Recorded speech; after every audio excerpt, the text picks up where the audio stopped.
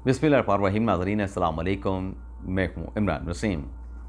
नाज़रीन, इस video log में दो बड़ी अहम ख़बरें आपके साथ हम शेयर करने जा रहे हैं और इत्तफ़ाक़ से दोनों जो ख़बरें हैं वो चेयरमैन तहरीक-ए-इंसाफ़ इमरान ख़ान साहब से जुड़ी हैं। एक तो नाज़रीन, जो जज अबुल इसनाद ज़ुल्करनैन साहब ने इमरान ख़ान और शाह महमूद कुरैशी साहब की जो ज़मानतों की दरख्वास्तों को रद्द किया है, मुस्तरद किया है, इस केस का, इस ज़मानत दरख्वास्तों का जो तहरीरी तफ़सीली हुक्मनामा है वो जज साहब ने जारी कर दिया है।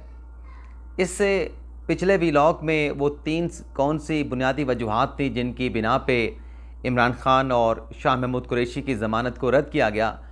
अब ये जो तहरीरी तफ़सीली फ़ैसला आया नाज़रीन, इसके जो कंटेंट्स हैं, जो मंदरजात हैं, वो बड़े ही तहलका खेज़ हैं और उन मंदरजात में चेयरमैन तहरीक-ए-इंसाफ़ इमरान ख़ान के लिए आइंदा आने वाले दिनों में भी कोई अच्छी ख़बर नज़र नहीं आती।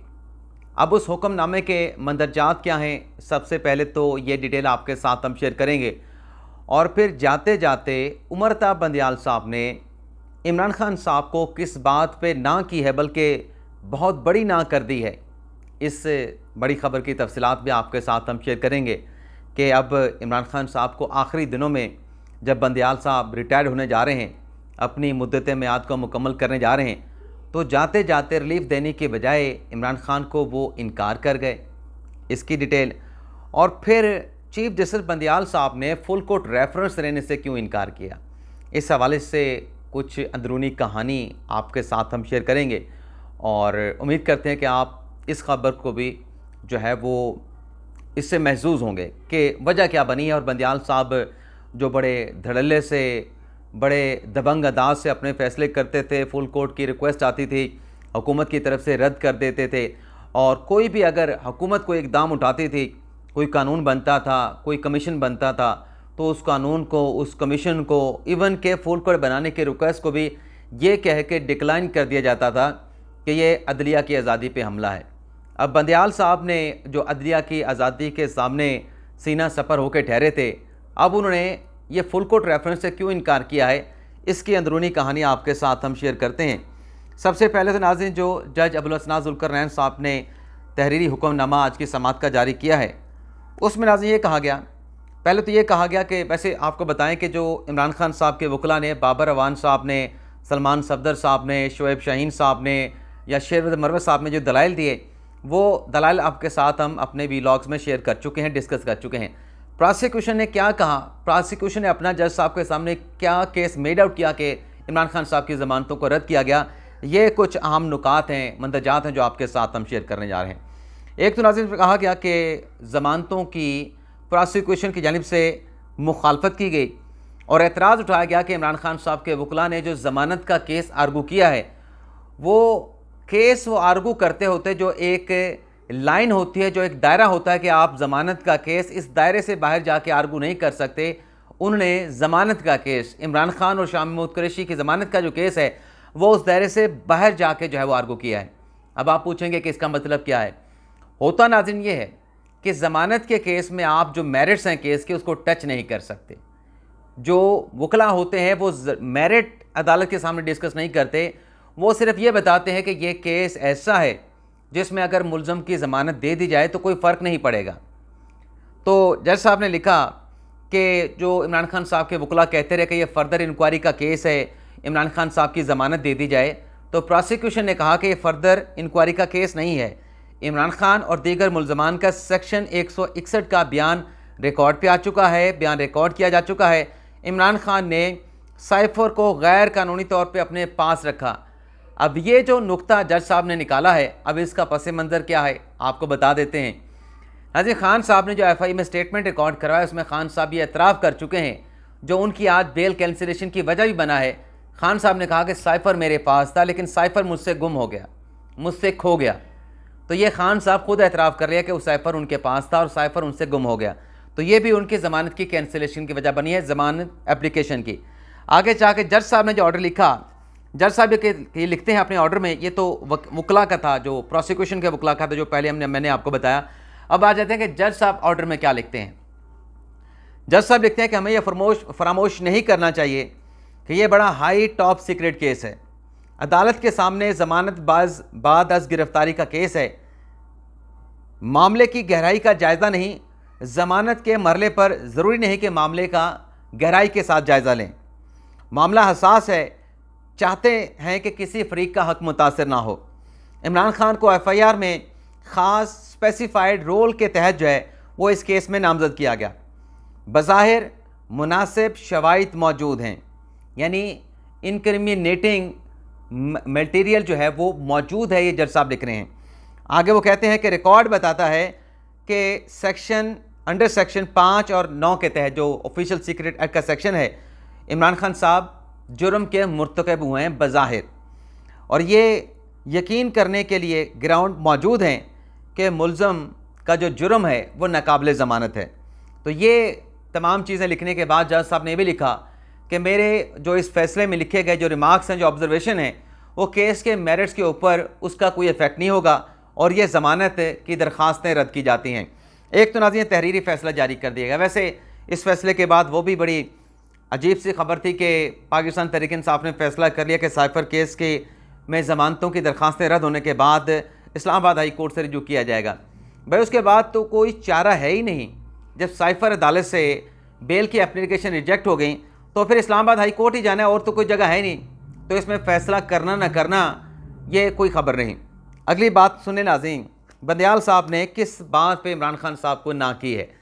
ये नाज़रीन मामला था बड़ा अहम, और इस पे उमर अयूब साहब जो कि सेक्रेटरी जनरल हैं पाकिस्तान तहरीक इंसाफ के, ज़ाहिर सी बात है कि वो जो भी कदम उठाते हैं वो इमरान खान साहब से पूछे बगैर नहीं उठाते। खान साहब की कंसर्न के साथ उमर अयूब साहब ने एक बंदयाल साहब को एक दरख्वास्त दी, एक अर्ज़ी उनके सामने गुजारी, जिसमें यह कहा गया कि 90 दिनों में इंतखाबात करा दें, और सदर साहब अपनी आइनी ज़िम्मेदारी पूरी नहीं कर रहे।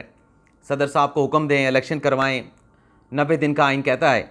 तो ये जो दरख्वास्त सुप्रीम कोर्ट में लाई गई, इस दरख्वास्त पे एतराज़ात लगे हैं रजिस्ट्रार ऑफिस की तरफ से, और एतराज़ात लगने के बाद इस दरख्वास्त को वापस कर दिया गया है। अब उन एतराज़ात में एक तो ये कहा गया है कि सदर मुमलिकत को फ़रीक बनाया गया है, जो कि रूल्स के मुताबिक आप सदर मुमलिकत को फ़रीक नहीं बना सकते कि उन्हें आर्टिकल 248 का इस्तिस्ना हासिल है। नाज़रीन कितनी मरतबा हम ये डिस्कस करते हैं, बताते हैं कि आप किसी वज़ीर आज़म में सदर को बराह रास्त फ़रीक नहीं बना सकते, तो पता नहीं क्यों बार बार फ़रीक बना लिया जाता है। और बनाने के बाद जो है फिर ये सब कुछ होता है कि दरख्वास्तों पे एतराज़ लगते हैं, एतराज़ लगने के बाद वो दरख्वास्तें वापस होती हैं। और इन एतराज़ात में ये भी कहा गया है कि मुतलका फ़ोरम से रुजू नहीं किया गया और बराह रास्त सुप्रीम कोर्ट में दरख्वास्त दायर कर दी गई, जो आर्टिकल 184(3) के तकाज़े होते हैं उनको भी पूरा नहीं किया गया। तो ये जो इमरान खान साहब की एक दरख्वास्त थी, इसी नोयत की दरख्वास्त एक आबिद ज़ुबैरी साहब की भी है, उनकी दरख्वास्त को नंबर लग गया, लेकिन इमरान खान साहब की दरख्वास्त को नंबर नहीं लगा। लेकिन इसमें एक छोटा सा फ़र्क है कि आबिद ज़ुबैरी साहब ने जो मुश्तरका मफादात कौंसल का फ़ैसला था मरदमशुमारी वाला, उसको चैलेंज किया था और 90 दिन में इंतखाबात करवाने की बात की थी, लेकिन सदर को फ़रीक नहीं बनाया था। यहाँ पे तकरीबन वही बातें की गई। एक्स्ट्रा इसमें यह था कि ऑफिशियल सीक्रेट एक्ट और आर्मी तरमीमी एक्ट को चैलेंज किया गया था, और साथ में सदर साहब को फ़रीक बनाया गया। तो सदर साहब को फ़रीक बनाने की बिना पे ये दरख्वास्त वापस कर दी गई। तो वकला से खान साहब पूछे ना कि ऐसे बंदे को आप क्यों फ़रीक बनाते हैं, आप उसे थ्रू सेक्रेटरी बना सकते हैं, थ्रू फेडरेशन बना सकते हैं, बराह रास्त फ़रीक नहीं बना सकते। और ट्रायल कोर्ट के वकला से भी पूछें कि आप मेरा केस आर्गू कर रहे हैं ज़मानत का, आप मेरिट पे क्यों चले जाते हैं। मेरिट पे जब नाज़रीन केस लेके जाएंगे तो उसका भी इमरान खान साहब को जब ट्रायल की चलेगा तो उसका नुकसान होगा, क्योंकि आप अपने जो फायर हैं या जो आपके जो अपने कार्ड्स हैं, आप उन कार्ड्स को जो है वो ज़ाहिर कर चुके होंगे। एक तो नाज़रीन ये डेवलपमेंट हुई है। इसके अलावा नाज़रीन 190 मिलियन पाउंड के केस में आज जनाब फैसल बॉर्डर साहब को बुलाया गया था, फ़रोग नसीम साहब को बुलाया गया था, अली जैदी साहब को और खालिद मकबूल सदीकी साहब को, लेकिन आज ये चारों सूबाई जो वफाकी वज़रा हैं PTI के, इमरान खान साहब के, ये नैब के दफ्तर में पेश नहीं हुए। इसके अलावा नाज़रीन शहजाद अकबर साहब ने इस्लामाबाद हाई कोर्ट से रिजू किया था कि नैब उन्हें बार बार नोटिस जारी करके हरासा कर रहा है, और गैर संजीदा नोटिस जारी करने का जो इकदाम है नैब का, इसको सेट असाइड किया जाए, नैब का नोटिस कलअदम करार दिया जाए। तो इस पर आज जस्टिस मोहसिन अख्तर कियानी साहब ने और मियाँ गुल हसन औरंगज़ेब साहब ने समाअत की है, और नैब को नोटिस जारी करके उनसे 16 अक्टूबर तक जो है उनसे जवाब तलब कर लिया है। अब आ जाते हैं नाज़रीन, जो एक वजह सामने आई है कि चीफ जस्टिस उमर बंदयाल साहब ने क्यों फुल कोर्ट रेफरेंस नहीं लिया। एक इज्जत होती है कि आप रिटायर हो रहे हैं, आपको Pakistan bar council, vice chairman Pakistan bar council, chairman Pakistan bar council, attorney general, बाकी वकला आपकी जो है वो सराहते हैं, आपकी खिदमात को सराहते हैं, लेकिन बंदयाल साहब ने ऐसा क्यों नहीं किया। तो मैं पाकिस्तान बार कौंसल की जानिब से एक नाज़रीन एलामिया जारी किया गया है, उस एलामिया के साथ जो vice chairman Pakistan bar council Haroon Rashid साहब ने जो कल रेफरेंस जो कि कल होना था जो कि नहीं हुआ, उसमें क्या खिताब करना था, क्या तकरीर करनी थी, जिसके खदशे की बुनियाद पे कि मेरे बारे में तो वाइस चेयरमैन ये कहेंगे पाकिस्तान बार कौंसल के और चेयरमैन ये कहेंगे, फ़लाँ ये कहेगा, तो बेहतर है कि मैं ये रेफरेंस ला लूँ। तो ये नाज़रीन एलामिया पाकिस्तान बार कौंसल का कहता है कि हमेशा रवायत रही है कि चेयरमैन की रिटायरमेंट के मौके पे, चीफ जस्टिस की रिटायरमेंट के मौके पे या किसी जज की रिटायरमेंट के मौके पे सुप्रीम कोर्ट में रेफरेंस होता है, जिसमें पाकिस्तान बार कौंसल का वाइस चेयरमैन भी खिताब करता है, जिसमें अदालती अमूर की खामियों और खूबियों की निशानदेही की जाती है। आइंदा के लिए अपनी तजावीज़ vice chairman Pakistan bar council पेश करता है और यह तनकीद बराए इस्लाह होती है। पाकिस्तान बार कौंसल वकला का मुंतखब इदारा है जो कि वकला को दरपेश मसाइल खसूसन सुप्रीम कोर्ट में मुकदमात की डायरी, इन मुकदमात की समाअत के लिए मुकर्रर किए जाने की बाबत निशानदेही करता रहता है। लेकिन अब चूँकि चीफ जस्टिस उमर बंदयाल साहब ने रेफरेंस नहीं ले रहे, तो लिहाजा बतौर vice chairman Pakistan bar council जो मारूज़ात इस रेफरेंस में मैंने पेश करना थी, यानी जो रेफरेंस नहीं हो रहा उसमें मैंने जो तकरीर करनी थी, अब प्रेस को जारी कर रहा हूँ। इसी वजह से पाकिस्तान बार कौंसल के मेंबरान ने एहतजाजन जो सुप्रीम कोर्ट के जजेस की तरफ से चीफ जस्टिस को दिए जाने वाले इशाइये में हम शरीक नहीं होंगे। अब ये पाकिस्तान बार कौंसल आज जज साहबान के इशाइये में शिरकत नहीं करने जा रही। अब आप सुने कि वो तकरीर क्या थी जिस पे खदशात हुआ, गालिबन जो हमारा अंदाज़ा है कि बंदयाल साहब ने इस वजह से फुल कोर्ट रेफरेंस नहीं लिया। अब आप सुनते जाएं, आपको एक एक चीज़ का खुद ही अंदाज़ा हो जाएगा। थोड़ा सा लंबा है लेकिन मैं कोशिश करके तेज़ पढ़ूंगा ताकि इसको जल्द 5 सफ़ात हैं जल्द ख़त्म कर सकें। इसमें वक्फा दे के लिखा गया है। बतौर चेयरमैन पाकिस्तान बार कौंसल जो कि पाकिस्तान के वकला की सबसे आला रेगुलेटरी बॉडी है, बिलिहाज ओहदा मुझे कानूनी और इखलाकी तौर पर पाबंद करती है कि अपनी मारूज़ात पाकिस्तान की आला अदलिया को गोश गुजार करूँ, जो कि मुमकिन है कि जनाब की तबाह पे गरां गुजरे, जिसके लिए पेश की माजरत कहाँ हूँ। यानी वो ये कहने जा रहे हैं कि मैं सख्त बातें करूँगा, हो सकता है कि आपको ये नागवार गुजरें, तो मैं आपसे पेश की माजरत चाहता हूँ। एक मोहतात अंदाजे के मुताबिक इस वक्त अदालत उज़्मा में सुप्रीम कोर्ट में लगभग 60,000 मुकदमा ज़ेर इल्तवा हैं। 12 इल्तजा और याद दहानी के बावजूद ना तो इस ज़मन में कोई कदम उठाया गया और ना ही मुकदमात को समाअत के लिए मुकर्रर करने के लिए कोई शफाफ निज़ाम वाज़े किया जा सका। और जब कभी मुकदमे की जल्द समाअत के लिए दरख्वास्त गुजारी तो हमेशा एडवोकेट ऑन रिकॉर्ड ने यही जवाब दिया कि दरख्वास्त चीफ साहब के चैम्बर में है और अभी तक कोई हुक्म सादिर ना हो सका। और यहाँ तक कि ये बताने की जहमत भी गवारा ना की जाती बंदयाल साहब के दौर में कि आया कि जो जल्द समाअत की मुकदमे की जल्द समाअत की जो दरख्वास्त दी गई उसे बंदयाल साहब ने मुस्तरद कर दिया है, और अगर मुस्तरद होगी है तो उसकी वजूहात क्या हैं, ताकि कम अज़ कम वकला अपने मौक्कलीन को कोई तसल्ली तो दे सकें। होता नाज़रीन ये था जो वकला जिक्र कर रहे हैं कि अर्ली हेयरिंग की दरख्वास्त थी, वो अर्ली हेयरिंग जब नोट पुट के चीफ साहब को भेजी जाती थी वो उनके चैम्बर में पड़ी रहती थी। उसका क्या नतीजा निकला, अर्ली हेयरिंग को एक्सेप्ट कर लिया गया, रिजेक्ट कर दिया गया, वकला को नहीं बताया जाता। Vice chairman Pakistan bar council ये शिकायत कर रहे हैं। आगे वो कहते हैं कि आज के दिन की तवज्जो से मैं ये भी कहना चाहूँगा कि गुज़रे दौर में मुल्क की आला अदलिया ने वकला की सबसे बड़ी तंजीम से कभी मुशावरत नहीं की, बल्कि आला अदलिया की जानिब से मुसलसल नज़रअंदाज किए जाने के बावजूद जब कभी हमने यानी पाकिस्तान बार काउंसिल ने चीफ जस्टिस के साथ मुलाकात करने की कोशिश की तो हमें हमेशा यही जवाब मिलता कि हम सुप्रीम कोर्ट बार एसोसिएशन से मुकम्मल राब्ते में हैं, लिहाजा मुलाकात की कोई ज़रूरत नहीं। और इस पर बस नहीं, बल्कि जब खुली अदालत में भी हमने सुप्रीम कोर्ट बार के साबिक सदूर ने आके अपना मौक़े पेश किया तो इसे इंतहाई हकारत से रद्द कर दिया गया। हम उम्मीद करते हैं कि आने वाले चीफ जस्टिस साहब इस जानिब तवज्जो देंगे। हम आने वाले चीफ जस्टिस को यकीन दिलाते हैं कि पाकिस्तान बार काउंसिल आपकी मुशावरत से इस इदारे की इज़्ज़त व नामूस और बेहतरी के लिए मुकम्मल तावन करेगी। आगे सुने, मैं यहाँ एक और अमर का यकीन दिलाना चाहता हूँ, इंतहाई ज़रूरी समझता हूँ कि हम कोई मुकदमा समाअत के लिए मुकर्रर करने की दरख्वास्त हरगिज़ नहीं करेंगे जिसमें हमारा अपना कोई फ़ायदा पोशीदा हो। हम इस मुकदमे में हुक्म इम्तनाई मांगेंगे और ना ही किसी मुकदमे में हुक्म इम्तनाई मांगेंगे ऐसे किसी मुकदमे में। आगे लिखते हैं कि जनाब आला मुझे कहने दें कि बराए करम किसी भी मुकदमे की समाअत शुरू होने पर हरगिज़ ऐसे रिमार्क्स ना दिए जाएँ कि सुनवाई से पहले मुकदमे का फैसले का मालूम हो जाए, बल्कि हमारी इस्तदा होगी कि किसी भी वकील को अपना मुकदमा पेश करने की इजाज़त होनी चाहिए, ना कि सिर्फ हुक्म ज़ेर अपील को पढ़वा के मुकदमे का फ़ैसला कर दिया जाए। आगे सुने जनाबे वाला, एक तवील अरसे से सुप्रीम कोर्ट ऑफ पाकिस्तान में आइन के आर्टिकल 175 की सरहियन खिलाफ वर्जी की जा रही है। सुप्रीम कोर्ट में जजेस की तैनातियों के हवाले से जो आर्टिकल 175 है उसके बारे में बात करें। वो कहते हैं जिसकी वजह से सरकारी अफसरान को सुप्रीम कोर्ट में रजिस्ट्रार तैनात किया जाता रहा, ये तसलसल अभी तक कायम है। सरकारी अफसरान जिनको अदालती निज़ाम का मालूम नहीं, उन्हें रजिस्ट्रार मुकर्रर करना कानून की खुल्लम खुला खिलाफ वर्जी है। हाई कोर्ट्स में रजिस्ट्रार हमेशा सेशन जजेस मुकर्रर किया जाता है, जबकि सुप्रीम कोर्ट में उल्टी गंगा बहती है, जहां सरकारी अफसरान को जिनको अदालती अमूर का पता नहीं होता को रजिस्ट्रार लगा दिया जाता है।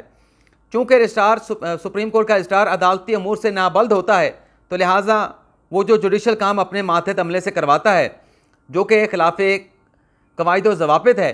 सिर्फ यही नहीं बल्कि सुप्रीम कोर्ट जैसे आला इदारे में डेपुटेशन पर आए हुए अफसरान, जिनमें 3 सेशन जजेस और 2 सीनियर सिविल जजेस पिछले 5 साल से ज़ायद अरसे से सुप्रीम कोर्ट में हैं, उनको उनके इदारों में वापस नहीं भेजा जा रहा और मज़कूरा जजेस अपनी मुद्दत पूरी करने के बावजूद अपनी कुर्सियों पर बराजमान हैं, जो कि खिलाफ कानून हैं। अरसा दराज से सुप्रीम कोर्ट में यह देखा जा रहा है कि मुकदमात को देख कर मखसूस जजेस का चुनाव होता है, जिनको उर्फ़ आम में आजकल हमख्याल जज कहा जाता है। ऐसे बेंच की तश्कील के वक्त वकला और अवामन्नास को मालूम हो जाता है कि मुकदमे का फ़ैसला क्या होगा, जो कि सुप्रीम कोर्ट के वक़ार के ख़िलाफ़ है। इस अरसे में आइन के आर्टिकल 19A के मुताबिक कुछ मालूमात के असूल के जब सुप्रीम कोर्ट को कहा गया, तो सुप्रीम कोर्ट के रजिस्ट्रार ने उसके खिलाफ इस्लामाबाद हाई कोर्ट में रिट दायर कर दी। हजूरे वाला इस मरले पे सवाल उठता है कि इस दरख्वास्त के फैसले के बाद कौन इस सुप्रीम कोर्ट ऑफ पाकिस्तान में चैलेंज करने की जुर्रत करेगा। नाज़रीन, थोड़ा सा लंबा है लेकिन है बड़ा अहम। एक इंतहाई अहम मसला जो कि आने वाले चीफ जस्टिस साहब की खसूसी तवज्जो का मुतकाज़ी है, वही है कि एक मुकदमा सुप्रीम कोर्ट में ज़ेर इल्तवा है, जिसमें मुकन्नन ने एक कानून बनाया जो कि मरवजा तौर पर अभी कानून नहीं बना था कि सुप्रीम कोर्ट ऑफ पाकिस्तान ने मुअत्तल कर दे, जो कि वकला की मुसलसल जद्दोजहद के बाद वजूद में आया था। ये प्रैक्टिस एंड प्रोसीजर एक्ट की बात कर रहे हैं। इसे सांस लेने की मोहलत दिए बगैर इसका कानून का गला घोंट दिया गया। हमारी आने वाली चीफ जस्टिस से गुजारिश है कि जल्द अज जल्द इस मुकदमे का फैसला किया जाए, निपटाया जाए, ताकि अवाम पर सुप्रीम कोर्ट का एतमाद बहाल हो। एक और अहम नुकता जो नामज़द चीफ जस्टिस, अब ये कह रहे होंगे कोई दोस्त मुझे खांसी का छोटा सा दौरा पड़ा था, उसके इसलिए मैंने स्टॉप की थी। दौरा वो वाला दौरा नहीं। एक और अहम नुकता जो कि जनाब नामज़द चीफ जस्टिस साहब की खसूसी तवज्जो का मुतकाज़ी है कि सुप्रीम कोर्ट ऑफ पाकिस्तान की ये मुसलसल रवायत रही कि मुतफरक चैम्बर वर्क, जिनमें स्टे एप्लीकेशनें, इम्प्लीडमेंट एप्लीकेशन और इस नोयत की दीगर दरख्वास्तें चैम्बर में समात करके उन पर फैसला कर दिया जाता था, मगर इसके बरक्स पिछले कुछ अरसे से मज़कूरा जो मुतफरक दरख्वास्तें हैं खुली अदालतों में रेगुलर केसेस के साथ सुनी जा रही हैं। इस नोयत की दरख्वास्तें समात में मसरूफ़ हो जाती हैं, जिससे रेगुलर केसेस की जो समात है वो अफेक्ट होती है।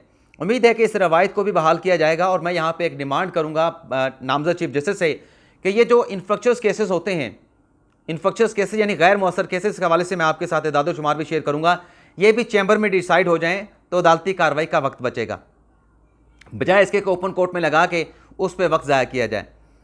आगे नाज़रीन वो लिखते हैं कि ये बात भी वकला व अवामन्नास के सामने आई है कि बहुत से मुकदमात का फ़ैसला हो जाने के बावजूद उनकी मिसल है, यानी उनके जो मुसद्दका फ़ैसले हैं मुख्तलिफ जज साहब के चैम्बर में पड़े रहते हैं। इन मुकदमात के तहरीरी हुक्म अभी तक ना आ सके, बल्कि कई मोहतरम जज साहबान रिटायर्ड हो गए हैं। आगे लिखते हैं कि मगर इन मुकदमात के ना तो तहरीरी फ़ैसले आ सके, ना ही इन मुकदमात की दोबारा समाज से मुतल्लिक़ कोई इतला मिल सकी। जनाब नामज़द चीफ जस्टिस साहब, अगर ये इतला किसी हद तक दुरुस्त ना है तो मेरे इस रेफरेंस के इस हिस्से को आइन के आर्टिकल 910A के तहत, यानी ये इसको मेरी दरख्वास्त समझ के जो है वो समात के लिए फ़िक्स कर लिया जाए। आगे नाज़रीन 2 सफ़े रह गए हैं, मैं उसमें से कोशिश करूँगा कि मुख्तसर अहवाल आपके सामने रखूँ। आपकी सरबराही में नामजद चीफ जस्टिस से कह रहे हैं कि सुप्रीम कोर्ट का आइन और आर्टिकल 95 की अमलदारी का फैसला हमेशा याद रखा जाएगा। ये चीफ जस्टिस से कह रहे हैं बंदियाल साहब से। इस फैसले के बाद वकला बरादरी आवाम को यह तासर मिला कि आप हमेशा आइन की बालादस्ती का अलम बुलंद रखेंगे, लेकिन बाद में मखसूस जजेस के साथ हम ख्याल बेंच बना के जो आइन की तशरीह की गई 63A की, वो आइन के रूह को मसक करने के मुतरादिफ है। इसी तरह से आर्टिकल 63A की तशरीह से ना सिर्फ आइन की दफात की तनसीक की गई, बल्कि अरकान पार्लिमान के वोट को गिने बगैर उनकी पार्लिमानी नशिस्तों से महरूम कर दिया गया। इस फैसले से वकला बरादरी में बल्कि मखसूस अवामुन्नास में बिलुमूम ये तासुर उभरा कि सुप्रीम कोर्ट एक मखसूस सियासी जमात की तरक्की, सरबुलंदी और इस्तेहकाम के लिए काम कर रही है। ये तासर उस वक्त मजीद पुख्ता हो गया जब खवातीन की मखसूस नशिस्तों को नोटिफाई करने का हुक्म सादर किया गया। हालांकि इस बाबत असल पटिशन जो है वो लाहौर हाई कोर्ट के डिवीजन बेंच में समाअत के लिए मुकर्रर थी। इसी तरह से सूबाई असम्बलियों के इंतखाबात का मामला मुतल्लिका हाई कोर्ट में पटिशन यानी वहाँ पर ज़ेर समाअत थी KP और पंजाब के इलेक्शन के हवाले से, लेकिन हाई कोर्ट को फैसला ना करने दिया गया, बल्कि जबकि इस मामले को आइन के शेख 184(3) के तहत समाअत के लिए मुकर्रर कर दिया गया। सुप्रीम कोर्ट में बराह रास्त और यानी अवामी मफाद के नाम पर मखसूस मकासद का हसूल का तासर दिया गया। बेंच के अक्सरियती जज साहबान ने इस पर इख्तलाफी नोट लिखा। जनाबे वाला, आपने वकला बरादरी, अवामुन्नास और बाद जज साहबान को हैरान कर दिया जब खुद ही बेंच को मुख्तसर करके 3-2 की अक्सरियत बना के अपना फैसला सादिर फरमा दिया। आपके दौर में जजेस के ज़ाब्ता अखलाक की कई बार खिलाफ वर्जी की गई। RDLUX के फैसले में अपने अजीज़ों और ख़ुद से मुतल्लिक मामलात को खुद ही फैसला सुना दिया, जो कि मफादात का टकराव की वाज़ेह मिसाल है, बल्कि आइन के शेख 209 के तहत काबिल मवाख़ज़ा है। मोअज़्ज़ज़ नामज़द चीफ जस्टिस से हम दरख्वास्त करते हैं कि जिन जज साहबान ने ज़ाब्ता अखलाक की खिलाफ वर्जी की है, उनके खिलाफ आइन के आर्टिकल 209 के तहत जो है वो कार्रवाई की जाए और RDLUX के मामले को मंतिकी अंजाम तक पहुँचाया जाए। वकला बरादरी ये समझती है कि चीफ जस्टिस साहब ने हमने पहली मरतबा सुप्रीम कोर्ट की रवायत के मुनाफिक सीनियर तरीन प्यूनी जज और बाकी सीनियर जज साहबान को तमाम अहम मामला से दूर रखा है, जिससे इदारे के वक़ार को नुकसान पहुँचा। बहैसियत सुप्रीम कोर्ट आप अपनी टीम के अंदर इत्तफाक़ राय पैदा करने में नाकाम नजर आए, जिसकी वजह से इस इदारे में दरारें वाज़ेह नजर आईं।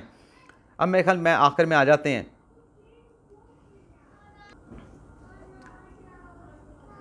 हम जनाब जस्टिस काजी फैसल साहब, जो कि मुअज़्ज़ज़ नामज़द चीफ जस्टिस हैं, उनसे तवक्को करते हैं कि वह आला अदलिया की रवायात की पासदारी करते हुए फौरी तौर पर तमाम जजेस के खिलाफ ज़ेर अल्तवा शिकायत को फिलफौर आइन के मुताबिक निपटाएँ। यानी जो शिकायत या जो रेफरेंस पढ़ें जज साहबान के खिलाफ बेंचेस की तश्कील, केसेस के फिक्सेशन के साथ साथ तमाम आइनी अमूर मुशावरत और कानून के मुताबिक अंजाम देंगे। जाने वाले चीफ जस्टिस साहब के लिए नेक ख्वाहिशात कि अल्लाह ताला ना सिर्फ उन्हें सेहत व तंदुरुस्ती से नवाजे, बल्कि हमेशा अपने कॉल पर अमल करने की तौफीक दे, आमीन। Vice chairman Pakistan bar council Haroon Rashid. तो ये नाज़रीन वजह है कि बंदियाल साहब ने जो उनके एजाज़ में रेफरेंस होना था वो क्यों नहीं लिया। इजाज़त चाहते हैं, अल्लाह हाफ़िज़।